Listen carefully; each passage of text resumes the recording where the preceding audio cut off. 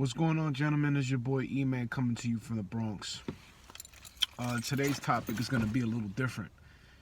I feel like us men have a lot of things on our plate to worry about, especially going into the future. But I'm starting to realize that women are starting to be our least concerns.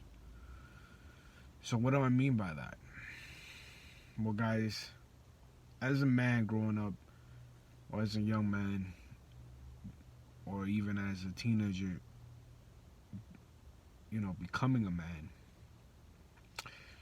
you are going to have a lot of challenges in life, right? So I'm a big believer that life is a struggle. It's always going to be a struggle. Nothing is going to ever be always perfect. I mean, there's going to be times of good times, but the majority of it is going to be some bad times, especially now in this economy.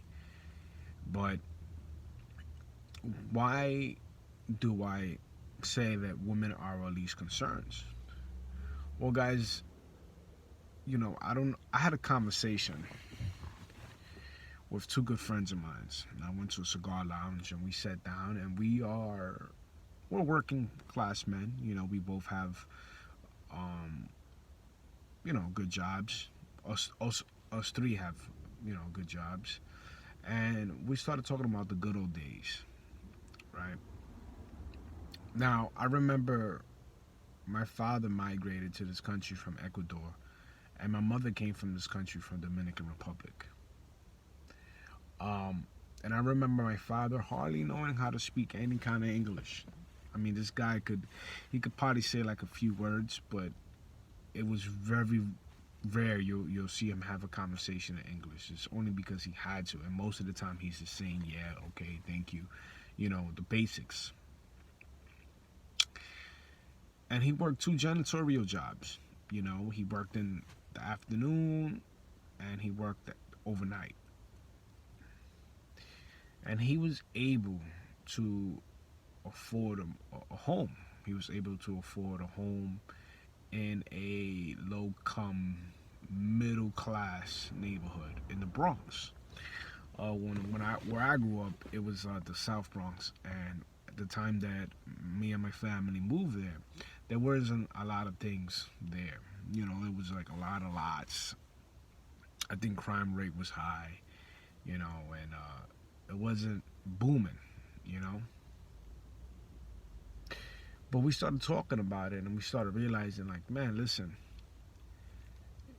you have to make a lot of money as a single man to kind of purchase a home, have a car, put food on the table, just as a single guy.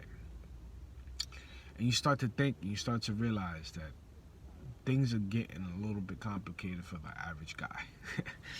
And not only do you have to grow up and figure out what you're going to do with your life by providing income for yourself, but you have to try to figure out how you're gonna live under your roof. Like, I was fortunate enough to have like a family support, where I was still able to get up on my feet, and I'm taking it step by step.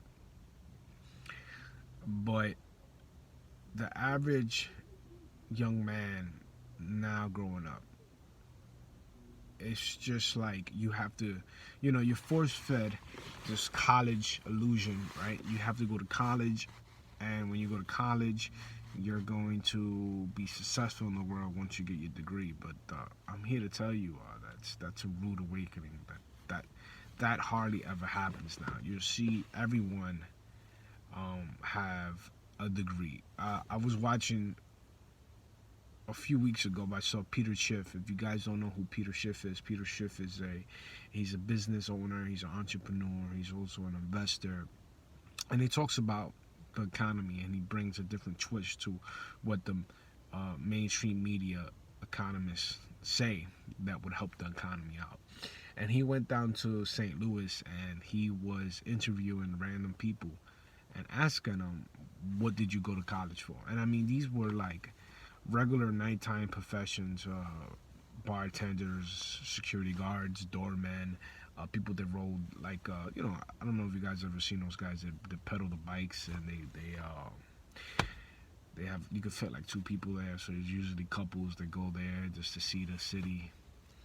And he's asking all these people, hey, what did you go to college for? And some of them have several degrees, guys.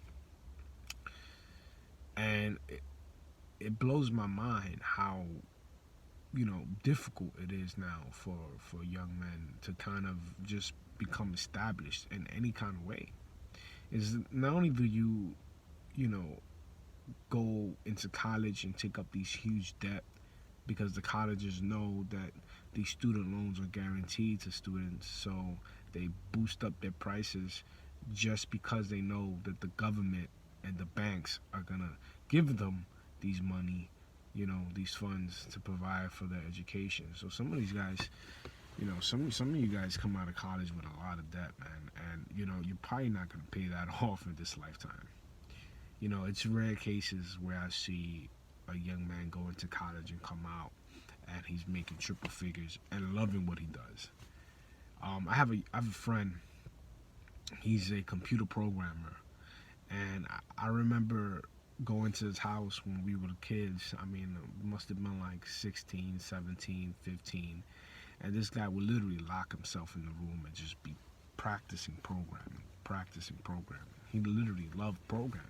I mean, this guy would do that 7 days out the week, just read books on programming and program and program and program. And now he's extremely successful. He has a fulfilling career, and he makes good money. He lives in a penthouse in Queens, but that's like the only guy I know that's went to college, graduated, got a dream job. I mean, he has several degrees, but he was fascinated by his trade. He was fascinated by computer programming, and computer programming is high in demand, and they pay a good salary. Look at me, for example. I never knew what I wanted to do growing up. I went to school. I went to a community college, got 36 college credits. I did 3 years in National Army, in the National Guard Army. And, I was just trying to find my calling. I was doing security for a long time. I worked security in Madison Square Garden, Yankee Stadium, Fifth Avenue, Manhattan. I worked for a lot of good companies for security, but security wasn't something that I saw myself doing for the rest of my life. And I went and I started doing my research on what jobs are out there that do not require a college degree, but are still paying a decent salary. Well, I ran into truck driving because a friend of mine's, he drives trucks cross country. And, I got really tired of dealing with people and kind of giving them directions that they just wasn't following. And it got me upset. I got into truck driving. I did it for a year, and now I'm working for a major transportation company in New York. And I'm making, decent money, and I'm a college dropout. But I say this because even with the okay money I'm making, it's not sufficient enough if I wanted to go ahead and purchase a home out here. It's just New York is expensive, so and I'm sure that you guys in other states, because YouTube is worldwide, you guys have different economical problems. Maybe there's not a lot of businesses where you guys are at, or maybe it's booming, who knows. But I say this because if anyone is paying attention to their finances, if anyone is paying attention to the United States in general, you start to notice that, hey, listen, man, women being a major problem as men going their own way and educating themselves, that's starting to take the back seat, guys. You know, young guys has never been married. I never been married. We have a lot of other things to worry about. I mean, we have possibilities of war starting. We have possibilities of health risks and everything else, and just trying to find some type of balance in your life. So, you know, you got to continue striving to be the best you can be, even when you don't want to strive. I mean, there's days that I wake up and I'm not necessarily, in the best mood. Today, I'm not in the best mood, but I made this video because it just crossed my mind how, you know, my father that couldn't, speak English was able to afford a home in the Bronx. And, I'm 30 years old right now and I don't own a home yet, and I don't want to own a home, because it's just like you're going to be paying it for the rest of your life, You're talking about $500,000 for a home in the Bronx, or more sometimes, a third of $1 million. It's about 800,000, and it's just kind of sad, you know.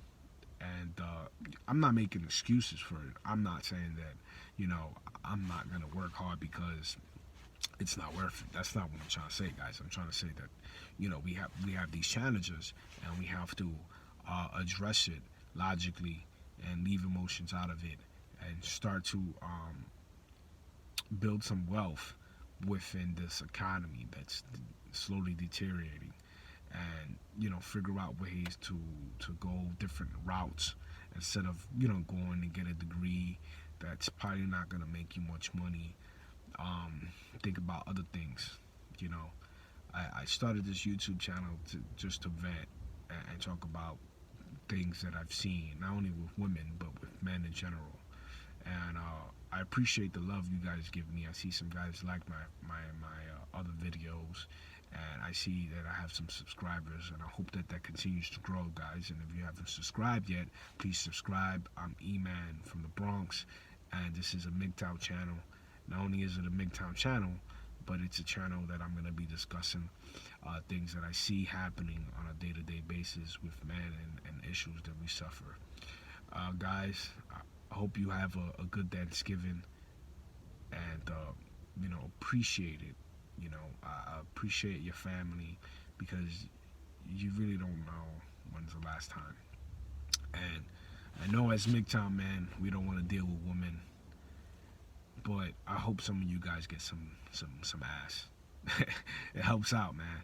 You don't have to marry them. You don't have to get into the financial agreement with them, but hope you guys get some, man. Enjoy your Thanksgiving, and keep striving and keep improving. And even when you feel like shit, ignore it. Peace.